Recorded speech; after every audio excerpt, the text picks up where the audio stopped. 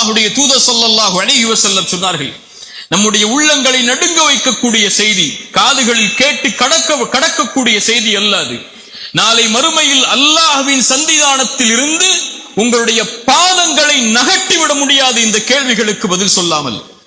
அல்லாஹ் 4 கேள்விகளை முன்வைப்பான். அந்த 4 கேள்விகளுக்கும் பதில் கூறாத வரை அல்லாஹ்வுடைய சன்னிதானத்தில் இருந்து உங்களுடைய பாதங்களை நகட்ட முடியாது. அல்லாஹ் கேட்பான் நாளை மறுமையில், அல்லாஹ் உனக்கு கொடுத்த இந்த வாழ்வை எப்படி கழித்தாய்? அல்லாஹ் கேட்பான் நாளை மறுமையில், அல்லாஹ் கொடுத்த கல்வியை எந்த அளவு செயல்படுத்தினாய்? கற்றாய் என்று அல்லாஹ் கேட்பதில்லை, கற்ற கல்வியை எந்த அளவு செயல்படுத்தினாய்? அல்லாஹ் கேட்பான் மூன்றாவதாக, அல்லாஹ் வழங்கிய செல்வத்தை எப்படி சம்பாதித்தாய்? தனி கேள்வி அல்லாது, அதோடு இணைந்த கேள்வி, சம்பாதித்த செல்வத்தை எப்படி செலவழித்தாய்? அல்லாஹ் கேட்பான் அடுத்து, அல்லாஹ் கொடுத்த உடல் வலிமையை எப்படி பயன்படுத்தினாய் என்று அல்லாஹ்வுடைய தூதர் ஸல்லல்லாஹு அலைஹி வஸல்லம் அவர்கள் சொன்னார்கள். அல்லாஹ் வழங்குகின்ற வாழ்வாதாரத்தை சேகரிக்கக்கூடிய முறையிலும் அல்லாஹ் அனுமதித்த முறையில் அதை சேகரிக்க வேண்டும். அல்லாஹ் செலவழிக்கக்கூடிய முறையிலும் அல்லாஹ் அனுமதித்த முறையில் அதை செலவழிக்க வேண்டும். இன்ற எல்லா கணக்குகளும் அல்லாஹ்வின் சன்னிதானத்திற்கு முன்னால் கொடுக்காமல் ஒரு அடியான் அவனுடைய பாதங்களை நகட்டிவிட முடியாது என்று அல்லாஹ்வுடைய தூதர் ஸல்லல்லாஹு அலைஹி வஸல்லம் சொன்னார்கள். அல்லாஹ்வுடைய தூதர் ஸல்லல்லாஹு அலைஹி வஸல்லம் சொன்னார்கள், அல்லாஹ்வுடைய செல்வத்தை யார் ஒருவர் அவன் அனுமதிக்காத முறையில் தேடுவாரோ ஃபலஹுமுன் நாரு யௌமல் கியாமah, நாளை மறுமையில் அவர் சேரக்கூடிய இடம் நரகமாக அமையும் என்று அல்லாஹ்வுடைய தூதர் ஸல்லல்லாஹு அலைஹி வஸல்லம் சொன்னார்கள். அல்லாஹ்வுடைய தூதர் ஸல்லல்லாஹு அலைஹி வஸல்லம் சொன்னார்கள், அல்லாஹ் அனுமதிக்காத முறையில் சேகரித்த செல்வத்தை கொண்டோ வாழ்வாதாரத்தை கொண்டோ யார் ஒருவர் தன்னுடைய உடம்பை வளர்ப்பாரோ அந்த உடம்பில் சேரக்கூடிய சதை துண்டு உறுதியாக செல்லும், அது உரிமையாக்கப்படும். அந்த இடம் நாளை மறுமையில் நரக நெருப்புக்கு என்று அல்லாஹ்வுடைய தூதர் ஸல்லல்லாஹு அலைஹி வஸல்லம் அவர்கள் சொன்னார்கள். அல்லாஹ் ரப்புல் ஆலமீன் அவனுடைய புத்தகம் அல் குர்ஆனிலே கூறிய குர்ஆனுடைய வசனத்தை அல்லாஹ்வுடைய தூதர் ஓதி காண்பித்தார்கள். ஒரு முறை அல்லாஹ் ரப்புல் ஆலமீன் சுத்தமானவன், அல்லாஹ் சுத்தத்தை தவிர வேறொன்றையும் அல்லாஹ் அங்கீகரிப்பதில்லை. அல்லாஹ் ரப்புல் ஆலமீன் நபிமார்களுக்கு கேவியதைத்தான் அல்லாஹ் முஃமின்களுக்கும் அல்லாஹ் கட்டளையிடுகிறான். நபிமார்களே, அல்லாஹ் வழங்கியதிலிருந்து அழகிய முறையில் ஹலாலான முறையில் நீங்கள் உண்ணுங்கள், வஅமலு ஸாலிஹா, நல்ல அமல்களை செய்து கொள்ளுங்கள் என்று அதே கட்டளையைத்தான் அல்லாஹ் முஃமின்களுக்கும் கொடுக்கிறான். ஈமான் கொண்டவர்களே, அல்லாஹ் வழங்கியதிலிருந்து ஹலாலான முறையில் உண்ணுங்கள், அல்லாஹ்வுடைய வாழ்வாதாரத்தில் இருந்து என்று கூறிவிட்டு அல்லாஹ்வுடைய தூதர் ஸல்லல்லாஹு அலைஹி வஸல்லம் சொன்னார்கள், ஒரு அடியான் வெகு தூர பயணம் மேற்கொள்கிறான், அவனுடைய முகமெல்லாம் தூசி படிந்து விடுகிறது, அவனுடைய தலையெல்லாம் பரட்டை தலையாக மாறிவிடுகிறது. அந்த நேரத்தில் அல்லாஹ்வை அழைக்கிறான், யா ரப் யா ரப், எனக்கு உதவி செய்ய அல்லாஹ், எனக்கு உதவி செய்ய அல்லாஹ். அல்லாஹ்வுடைய தூதர் ஸல்லல்லாஹு அலைஹி வஸல்லம் கூற வருவதுடைய பொருள், யா அல்லாஹ் நான் சிரமத்தில் இருக்கிறேன், யா அல்லாஹ் நான் கஷ்டத்தில் இருக்கிறேன், யா அல்லாஹ் என்னுடைய சிரமத்திற்கு விடுதலையை கொடு என்று சிரமத்தில் சிக்கி தவிக்கக்கூடிய ஒரு மனிதன் அல்லாஹ்வை அழைக்கிறான்.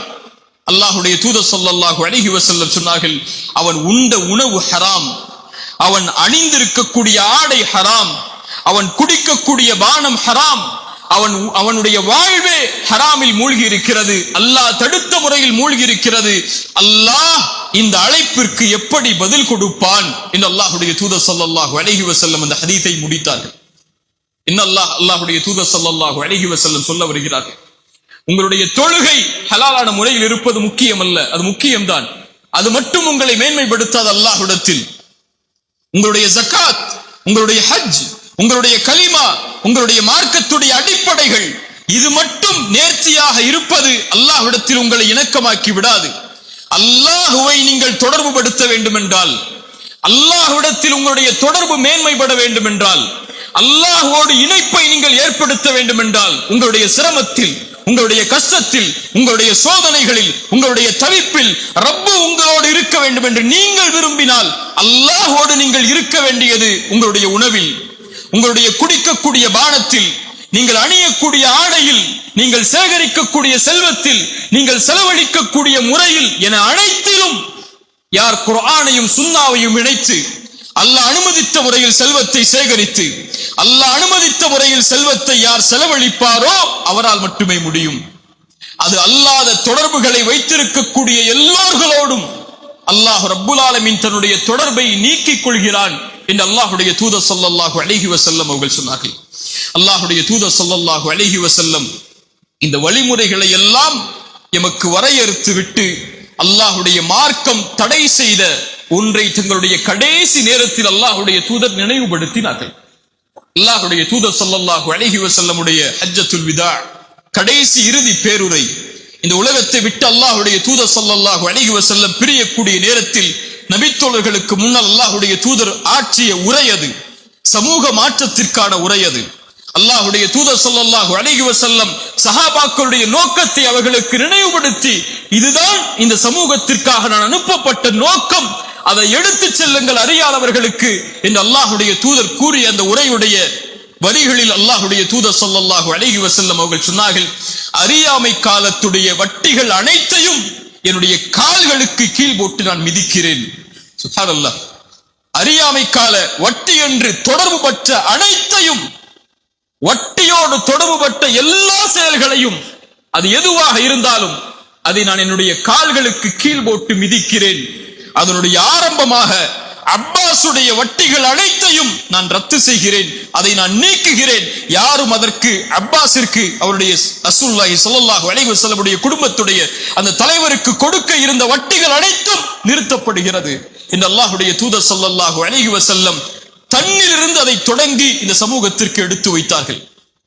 அல்லாஹ்வுடைய தூதர் ஸல்லல்லாஹு அலைஹி வஸல்லம் தடை செய்த, காலுக்கு கீழ் போட்டு மிதித்த வட்டி நாளடைவில் உருகெடுத்து இந்த முஸ்லிம்கள் மத்தியிலும் எந்த ஒரு சமூகம் வட்டியை அழிப்பதற்காக போராடியதோ, எந்த ஒரு சமூகம் வட்டியை எதிர்ப்பதற்காக தங்களுடைய ஒட்டுமொத்த செல்வத்தையும் இழப்பதற்கும் தயாரானதோ, அந்த சமூகத்தின் மத்தியிலும் சர்வ சாதாரணமான ஒரு குற்றமாக அது உருவெடுத்து விட்டது.